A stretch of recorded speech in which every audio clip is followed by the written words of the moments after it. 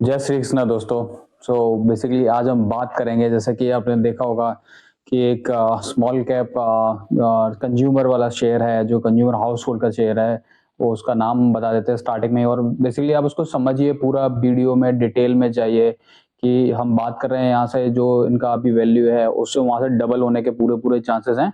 But वो chances क्यों हैं, आप उस चीज को समझिए। वो पूरी हम बात करते हैं, एक डिटेल एनालिसिस करेंगे। अगर आपको केवल नाम सुन के जाना है तो आप जा सकते हैं, बट बेटर है, मैं जैसे बोलता हूँ कि आपको किसी भी शेयर में इन्वेस्ट करने से पहले पूरी तरह समझना चाहिए कि आपको क्यों करना है इसमें इन्वेस्टमेंट। और थोड़ा लॉन्ग टर्म के लिए हम ऑफ कोर्स ये सारी बातें कर रहे हैं, और लॉन्ग टर्म के हिसाब से ही आप इसमें अगर आप प्लान कर रहे हैं तो अपने फाइनेंशियल एनालिसिस से समझ लीजिए, फाइनेंशियल एनालिस्ट से समझ लीजिए कि इसमें इन्वेस्ट करना है कि नहीं करना है, और अपनी R&D खुद कीजिए, उसके बाद डिसाइड कीजिए करना है कि नहीं करिए। बट हम यहाँ पे सारे फैक्टर्स को समझेंगे। बात करते हैं हम। सबसे पहले हम समझ लेते हैं कि इनके स्टॉक प्राइस का अभी ऑलमोस्ट 673 के आसपास इनका स्टॉक प्राइस चल रहा है। और 673 के स्टॉक प्राइस पे आप देखेंगे कि इनका जो हाईएस्ट जो वैल्यूएशन था या हाईएस्ट नंबर था वो 1025 का था, और वहां से ये शेयर बहुत अच्छा करेक्ट हो चुका है। तो शायद एक ये भी रीजन है कि इसकी वैल्यूएशन अब थोड़े से अच्छे आ चुके हैं, इसीलिए हम बात कर रहे हैं कि इनका बिजनेस भी अच्छा आगे चांसेस हो। हम यहाँ पे फैक्टर समझ लेते हैं कि सबसे पहले से कि बात करते हैं कि हमें बिजनेस समझ लेना चाहिए। हम अगर बिजनेस की बात करते हैं तो इनके पास 700 प्लस न्यू प्रोडक्ट्स लॉन्च किए हैं इन्होंने, और इनका जो 27.3 हाईएस्ट ROCE है इन द इंडस्ट्री। हम बात करेंगे इंडस्ट्री में सबसे अच्छा ROCE इनके इनके पास है। Revenue from in house manufacturing 78% का है, और ऑलमोस्ट 6000 के क्लोज इनके पास एम्प्लॉइज हैं।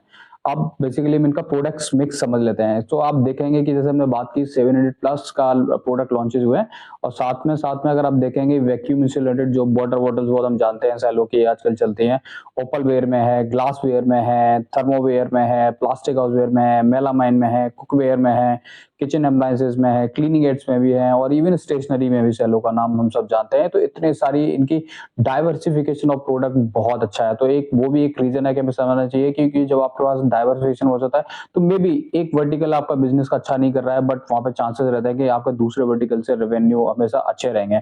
हमने जैसे बात किया कि आजकल हमारा इंडिया में स्पेशली कोई भी, अगर आप चाहे वो रियल एस्टेट की बात कर लेते हैं, तो वहां पे भी प्रीमियमाइजेशन बहुत अच्छा चल रहा है कि कोई भी चीजों के प्रोडक्ट जिसमें कि प्रीमियम अच्छा है, जो कि कॉस्टली है, वहां पे लोग ज्यादा जाते हैं। तो अगर आपने देखा होगा आजकल ऑनलाइन भी अवेलेबल है सेलो की, जो अगर आप देखें मिल्टन के साथ साथ सेलो की लोग भी बोटल्स लेते हैं जो कि प्रीमियम बोटल्स में आती हैं। तो वहां पे भी अगर आप देखेंगे ये एक ट्रिगर है, इनके पास अच्छा रहता है। अब हम इनके फाइनेंशियल को भी समझ लेते हैं कि पिछले कुछ सालों में इनका फाइनेंशियल परफॉर्मेंस कैसा रहा है। अगर आप देखेंगे यहाँ पे मैं दिखा रहा हूँ आपको परफॉर्मेंस ऑफ हाइलाइट्स इनकी जो फाइनेंशियल है। अगर आप बात करेंगे रेवेन्यू फ्रॉम ऑपरेशन, तो अगर आप पिछले देखेंगे कि 2021 से लेके 2024 तक कंटिन्यूअसली ग्रोथ कर रहा है। सेम अगर हम देखेंगे कि रेवेन्यू फ्रॉम ऑपरेशंस जो राइटिंग इंस्ट्रूमेंट्स है वहां पे भी इंप्रूव है। Gross profit and gross margin देखेंगे तो वहां पे आप देखेंगे कि अभी स्लाइटली इंप्रूवमेंट है, बट जो एक्सपेक्टेड था मार्केट को उतना नहीं है। वही एक रीजन भी रहा है। अगर आप साथ में देखेंगे कि जो शेयर प्राइस इनका करेक्ट हुआ है, तो एक ये रीजन है। साथ में मैं आपको दूसरा बहुत अच्छा रीजन दिखाता हूँ कि इनका शेयर प्राइस करेक्ट क्यों हुआ है। अगर आप साथ साथ में देखेंगे कि यहाँ पे अगर आप इनके रेवेन्यू देखेंगे तो 2021 से लेकर 2024 तक कंटिन्यूअसली ग्रोथ आपको यहाँ पे दिख रही होगी।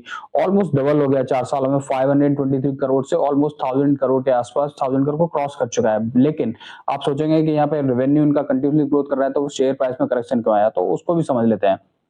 यहाँ पे अगर आप देखेंगे कि इनके जो नेट प्रॉफिट्स हैं सॉरी, जो इनके नेट प्रॉफिट्स हैं वहां पे वो नेट प्रॉफिट्स हिट्स हुए हैं। 2021 में ऑलमोस्ट 56 करोड़ का नेट प्रॉफिट था, वो 2022 में 39 करोड़ का रह गया, और 2023 में ऑलमोस्ट स्टैग्नेंट रहा 38 करोड़ का।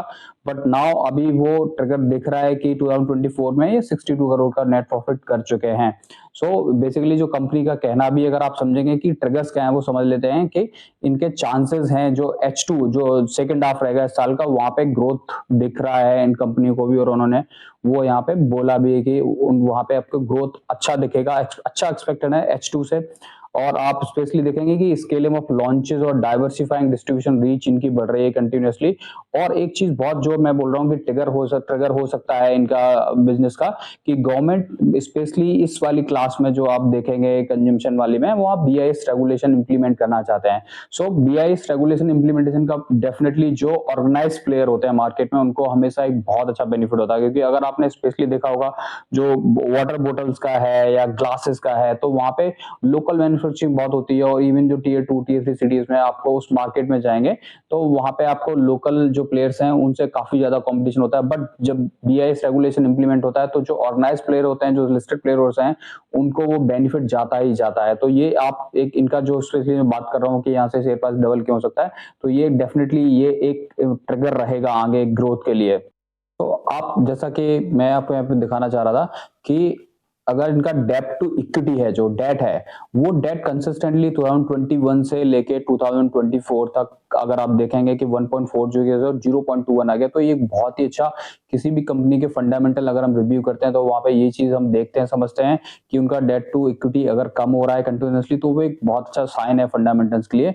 तो यहाँ पे आपने देखा होगा कि हमने बात की उनके बिजनेस के बारे में, उनके फाइनेंशियल्स के बारे में, और उनके फंडामेंटल जो ट्रिगर्स हैं आगे बिजनेस को, वो आपने हमने तीनों चीजें यहाँ पे समझी है। ऑफ कोर्स उनका काफी टाइम से ये कंपनी मार्केट में है, तो हम उनके जो भी मैनेजमेंट है उस पर ट्रस्ट कर सकते हैं। और उस ट्रस्ट के साथ में ये सारी चीजें हम देख रहे हैं कि जो आगे आने वाला टाइम है वहां पे एक ग्रोथ दिख रही है इस कंपनी में। तो आप देख सकते हो ये बिजनेस ऐसा है कि हम सब लोग समझते हैं।